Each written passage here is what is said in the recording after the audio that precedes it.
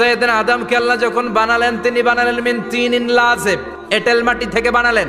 এঁটেল মাটি জমিন থেকে নিয়ে আল্লাহ রেখে দিলেন 40 বছর। আর আকাশকে বললেন, ও আকাশ, এই মাটির উপরে 40 বছর তুমি বৃষ্টি দাও। 40 বছর এঁটেল মাটির উপরে বৃষ্টি জমতে জমতে এটা হয়ে গেল হামাইম মাসনুন, কাদামাটি। কাদামাটি থেকে গেল 40 বছর। কাদামাটি থেকে আল্লাহ সাইয়েদনা আদম আলাইহিস সালামের ডাইস বানালেন।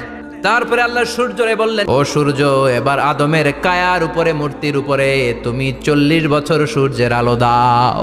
40 বছর সূর্যের প্রখর ও তীর্যক তাপে আদম হয়ে গেছে এখন টোকা মারলে ঠন ঠন করে। এখনো রুহের ফুৎকার দেয় নাই, কিন্তু কেটে গেছে 120 বছর।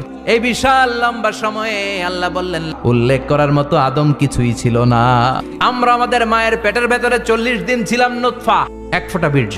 তারপরে 40 দিন ছিলাম আলাকা, রক্তপিণ্ড।